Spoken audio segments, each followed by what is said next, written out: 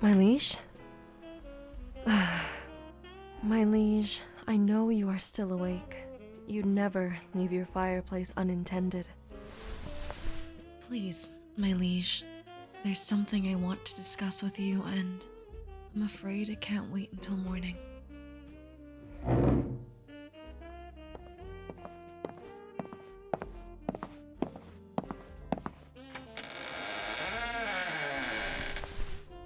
Good evening.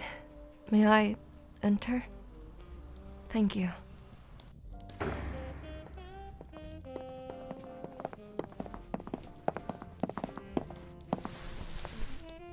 Forgive me for not seeing you earlier, my liege. I know I am assigned as your royal guard on this occasion. Your father needed my help. I trust my placement was adequate at least.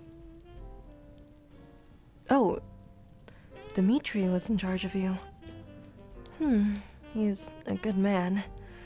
Though I wish he'd stop finding an excuse to turn every situation into a joke. Huh? Oh, why? I wasn't with you today? Unfortunately, we had a visitor on short notice. A diplomat from the Kingdom of Losteria.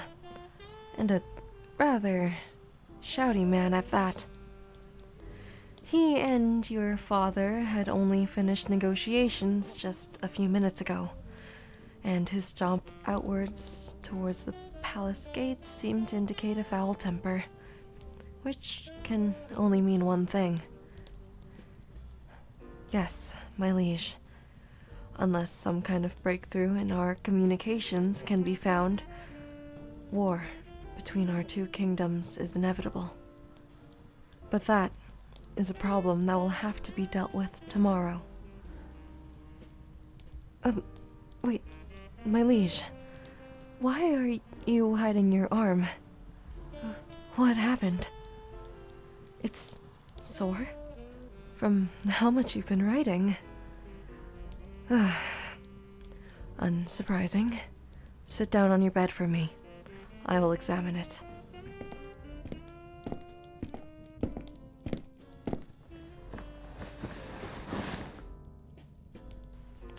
Now, have your back pointing towards the fire. I need to see it clearly. Your wrist is functionable, though clearly strained. Does it hurt if I turn it like this? It does? Then what about your index and thumb? Stiff, you say? You must have been hard at work then. May I examine your face? I just need to be sure.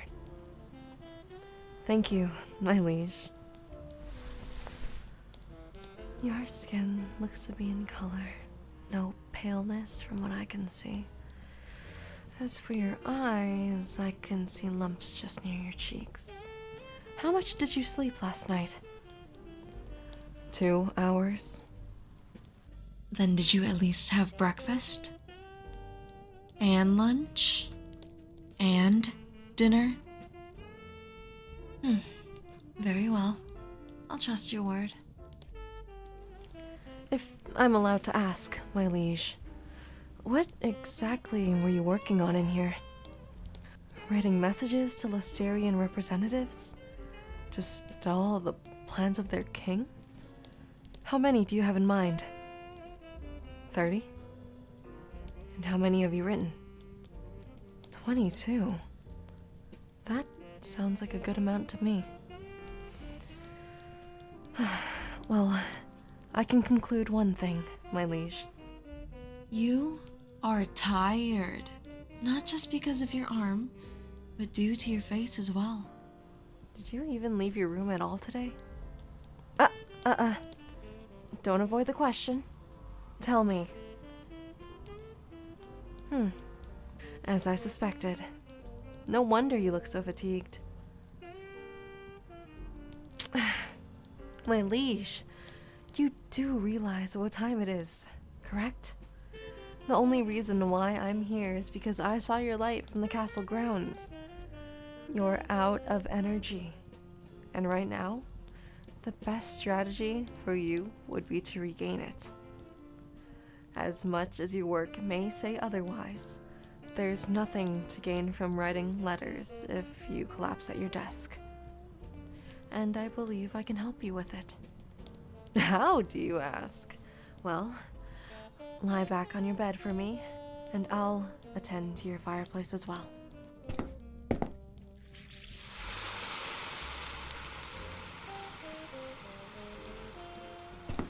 Just listen to me. Lie on your right side, facing me.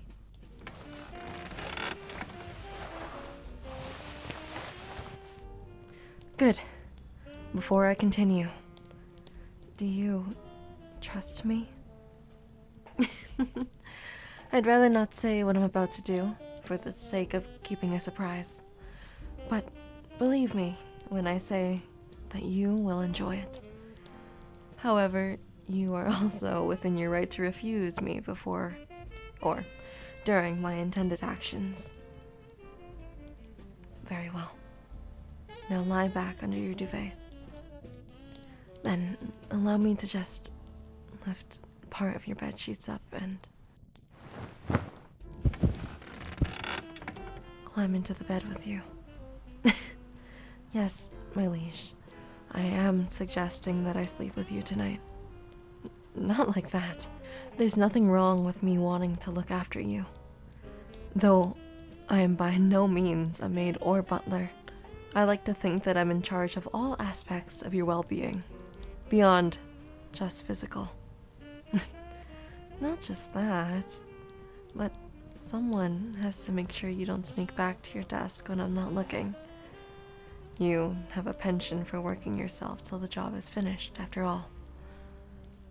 Indeed, which is why my arms are slowly reaching towards your back and pulling you near my chest. I'm relieved, though I wonder if there's something else I can do to ease you into sleep. Would it be okay if I brush your hair? Very well. Slowly, let me just... Oh, my liege, I'm so sorry. Please don't be startled. The spikes on my gauntlets must have dug into your neck. They are good for stopping blades, of course, but I doubt they're as tender when I need them to be. You don't mind trying again? Are you sure? If you are, I suppose I'll just need to use the back of my hand instead. Is this satisfactory, my liege? I'm relieved to hear.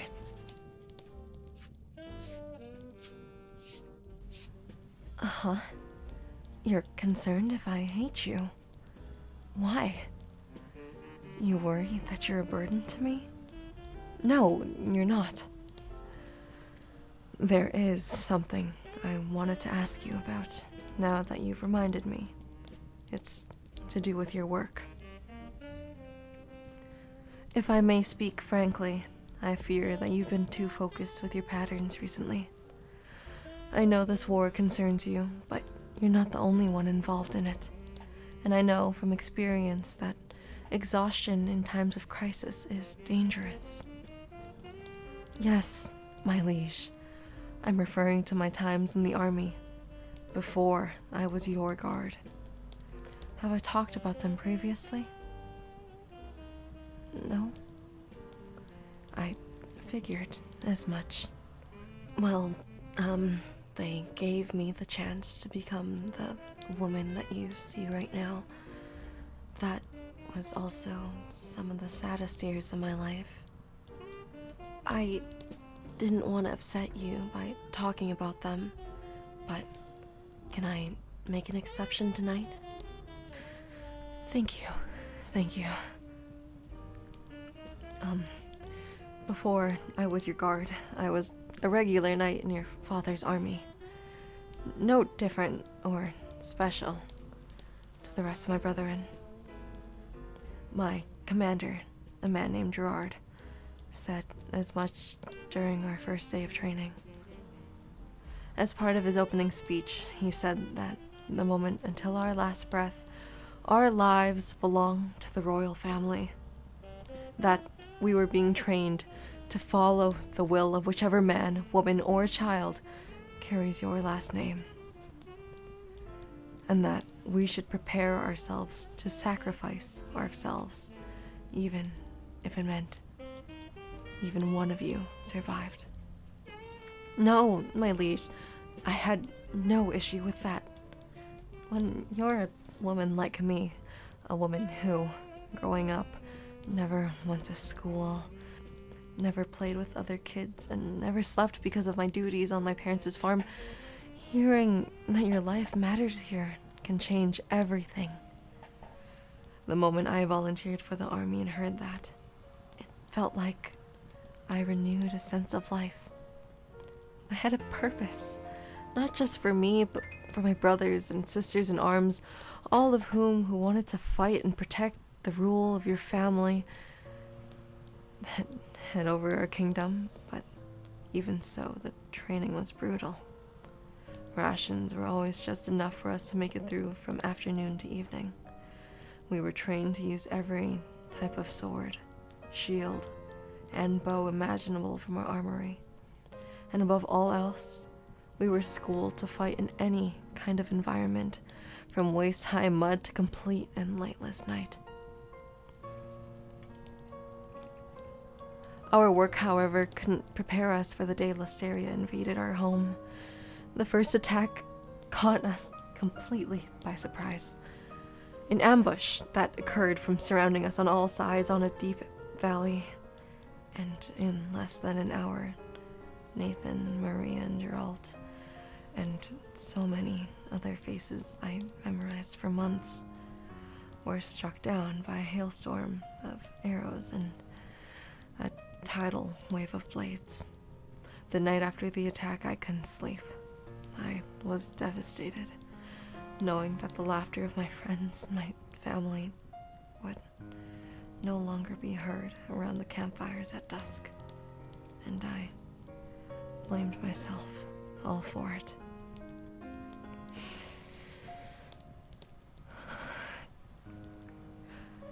No, my liege, I'm fine. I just need a minute.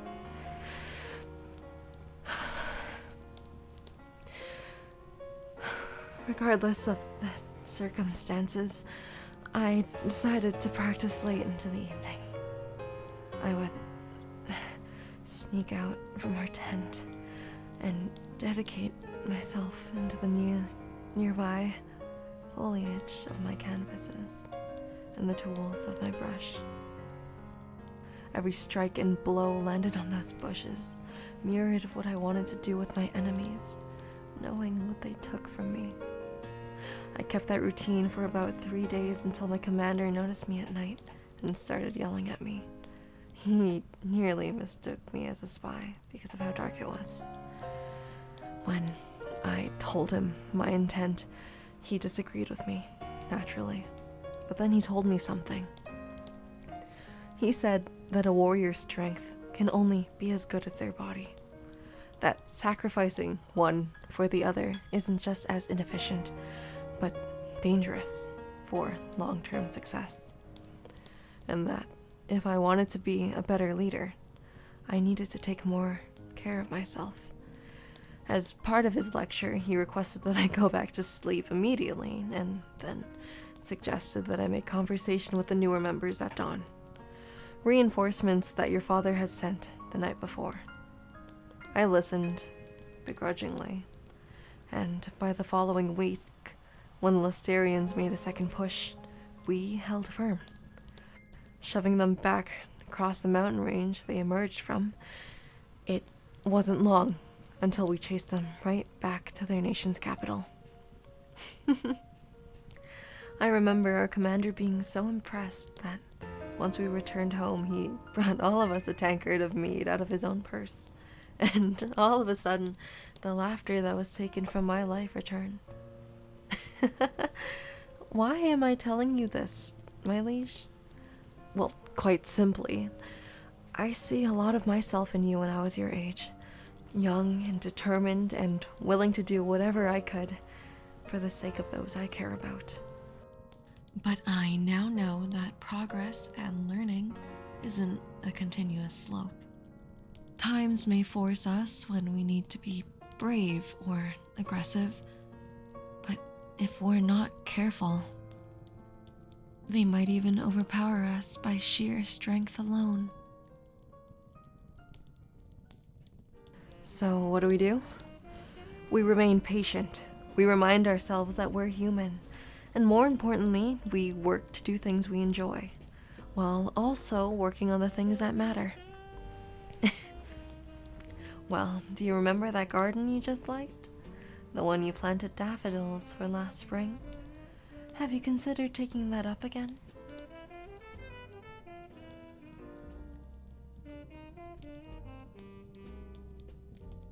True, war may not care about your flowers, but there's a reason why I'm encouraging you to return to your old hobby. Battles as small as duels to as large as invasions are rarely kind to anyone. And it's all more important why you should take the time to enjoy what you can and worry less about the things you can't control. No, I'm not suggesting that you don't worry what might happen, but from my perspective, more than anything, you deserve to know that right now, in this room, there is at least one other person who cares about you and your well-being. I am your shield for a reason, my liege. If you need me as a crutch, an ear, or whatever you need a situation that's overwhelming you, I will help however I can. You only need to ask. But why do I say that? Well, my liege, I may have an idea of what else you have on your mind.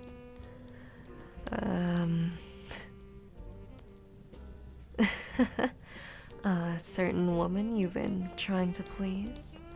That, dare I say, bears a striking resemblance to me. Don't play coy with me, young man. I've seen you looking at me when I brush my hair, or the way you squeeze my hand when we're walking in the market square. You're not exactly as subtle as you think.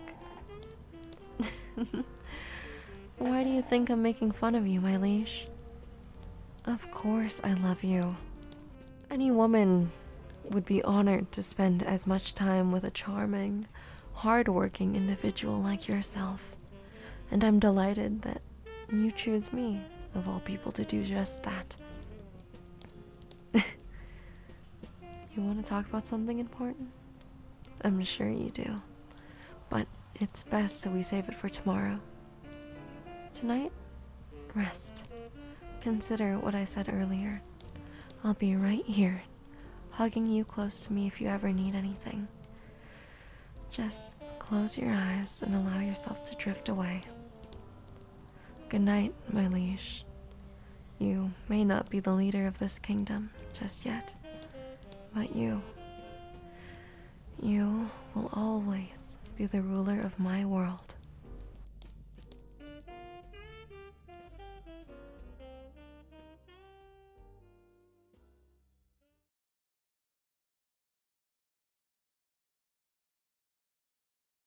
Damn.